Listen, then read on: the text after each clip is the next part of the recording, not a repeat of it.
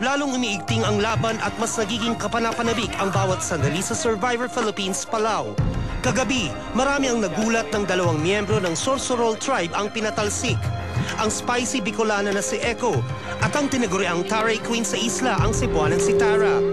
Echo Caceres is a 20-year-old call center agent from Albay, while Tara Jane Macias is a 19-year-old English tutor for Koreans. Si Tara ang sinasabing kinakainisang survivor ng kanyang mga katribo dahil sa kanyang ipinakitang katarayan. Ngayong hapon sa Star Talk, ang dalawang cast-off ng Survivor Philippines Palau, Echo the Spicy Bicolana at ang Taray Queen na si Tara, live! Hindi sila nakasurvive. Si Tara and Echo. Good afternoon po. Good afternoon. Okay, hindi kaganda ng hapon. Dahil medyo natanggal. Hindi halatang nahagard. Okay. Tara, ikaw ang the most hated survivor ngayong season na to, no? Marami ba talagang nagalit sa ipinapakita mong katarayan? Talaga ba ang Tara ba dahil sa taray? Yun ba yun? Tara plus Y is taray, no? Okay. I don't think so. I mean, marami daw eh.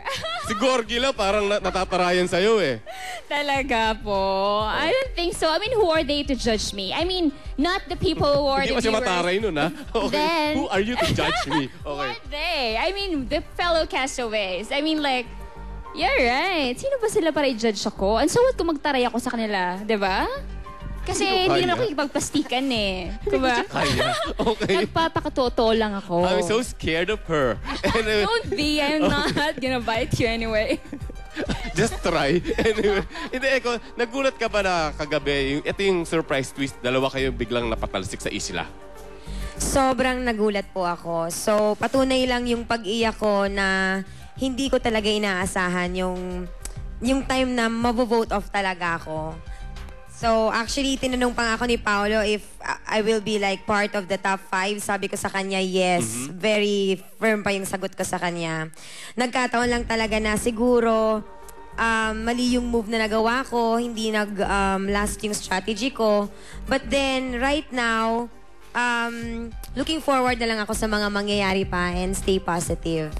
Ito talaga ng ultimate tarayan segment na dahil Tara, isa raw sa bumoto sa'yo para mapatanggal ka ay si Echo. Anong masasabi mo sa kanya? Yeah, I told, I mean... Talk to her. Sabi ko sa kanya, Echo, nagbuwang move ka talaga. Sabi ko sa kanya, nag-sorry naman siya sa akin. Siyempre, sabi ko, after natanggal ako, natanggal din siya eh. Sabi ko, tingnan mo, go down. Talaga, ang bisa karma, no? Yes, everything na sa ginawa ko sa'yo. Sabi ko sa'yo, deserving ka and all. Sabi ko, let's stay kasi kuror tayo. But then, hindi siya naniwala sa akin. Nag-base siya sa mukha ko, mataray daw ako, diba? Just to correct you, girl, hindi ko pinagbasihan ang mukha mong mataray.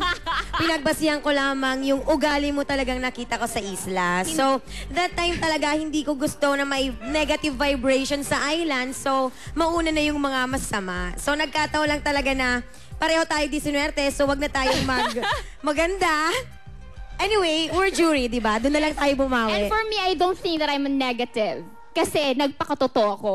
At kung nung inaway ko si Charles, I swear, nag-swear ako sa kanya, it's simply because nasaktan ako. And it's real. That's Hindi yung why. negative eh. Tinawag kayang masama. Yes. Tinawag kayang Yun nga, masama. Ang sama mo para sabihin sa akin, yung tingnan mo, tanggal ka tuloy. Away ba ito, girl? Gusto mo ng away, girl? Baka gusto mong mawala yung... Ngayon, we're close. Sige, okay lang kayo. Actually, we're very... plastikan. Hindi. Actually, we're very much friends now. Hindi daw eh.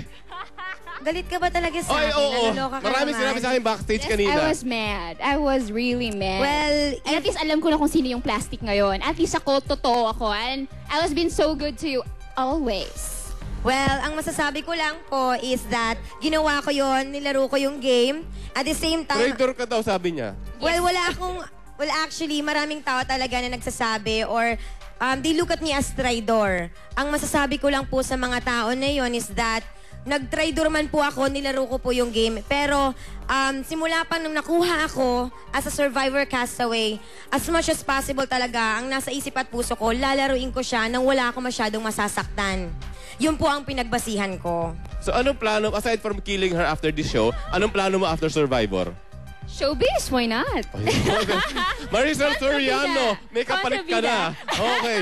Hindi, paki-invite naman sila. Paki-invite to watch yung mga Yung mga walang yang nag-vote out sa inyo. Sige, okay.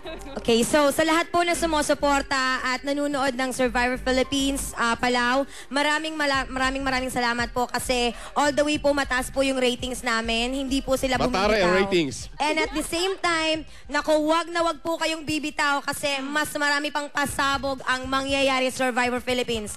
Even though wala na si Tara at wala na ako, we're part of the jury, dapat nilang abangan ang susunod na Tribal Council. Okay, sige. Maluloka silang lahat. It's not yet done. I mean, may pasabog pa ako in such a way.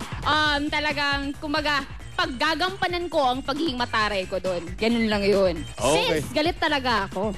Yeah. Okay, sige. Kahit ako, tinakap mo. At happy birthday kay Kinsey McDonald, Chef, at saka kay Sharon Mojica ng para San Francisco from Jerry Tibay. At sa pagitan